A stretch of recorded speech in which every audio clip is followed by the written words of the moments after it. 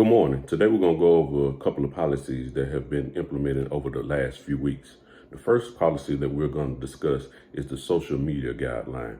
This policy has an effective date of September the 27th of this year. The purpose of this guideline is to establish procedures for social media usage by departmental personnel. First, we're going to break it into two categories. The first category is going to be official social media usage.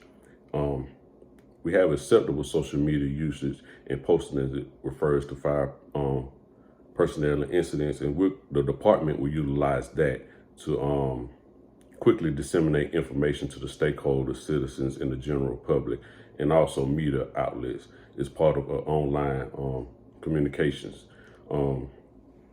These outlets can also be used by the fire department as another way to engage residents and stakeholders in the online format that many people are using today to gather their information.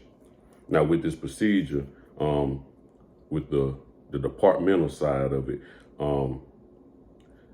if it's an official social media posting that we're doing, that has to be submitted through the communication officer, and you have to state what the goal of the posting is, how it will enhance current communications, who's responsible for policing the content, making sure everything is correct, how often will the content be updated, and what kind of content will be posted. Once you get approval for the department page, the login information has to be kept secured and not shared by anyone. And now the content on the official page should reflect the stated goal and desire to avoid controversial questions and images. If you visit one of those official postings and comments and they're asking for specifics, or they're asking a question, departmental personnel are not allowed to give a response for the on the department's behalf. Now we're going to go down to personal use of social media. With that, personnel is strictly prohibited from using department-owned networks, equipment, software, or hardware to access their social media platforms. On that social media platform, you're not to disclose any confidential information or sensitive images, because we have a lot of different people that police personnel social media sites, and also they would take things that personnel may post as official departmental stands. As departmental members, personnel are prohibited from posting the following on their personal social media accounts. You can't post anything pornographic. You can't post any images or videos that depict or promote drug usage. You cannot post images or video of emergency responses to conclude fire and EMS responses, and you also are not to post anything that's controversial, derogatory, or inflammatory. Now, a lot of people say, well, what if I do? They can't police my personal social media page.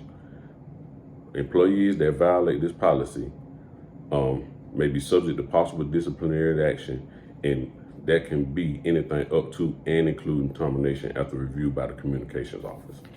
Now, the next policy we're going to move on over to is the Family and Medical Leave Act. This policy went into effect October the 4th of 2022. And basically it describes the rights for the personnel under the Family and Medical Leave Act. This policy it outlines the requirements to apply for those protections as stated by law. In order for an employee to be eligible for FMLA, that employee has to be with the fire department at least 12 months and have worked at least 1,250 hours during the year preceding the start date of their requested leave. The Family and Medical Leave Act provides eligible personnel up to 12 weeks of leave, and it's 26 weeks in specified circumstances for military associated service. Now, the procedures for that, you can apply for FMLA as listed for these reasons. If you're incapacitated due to a pregnancy, of for prenatal care, to care for the child at birth, placement for adoption, or to participate in an adoption or foster care proceedings. You also be able to apply for FMLA to provide care for your spouse, son, daughter, or parent that has a serious medical condition. And also, lastly, if you have a health condition that prevents the employee from performing your job functions and you need extended or intermittent time frame. With that, there is a requirement that personnel that have advanced knowledge that they would need to apply for FMLA, they should submit a written notice to the department in at least 30 days of advance.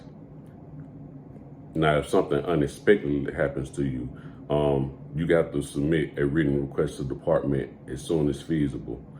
After leave begins, typically within 5 business days, as the circumstances is. So after 5 business days that you've been out and it's something that's unexpected, it's expected that you have the required paperwork in. Thank you for your time.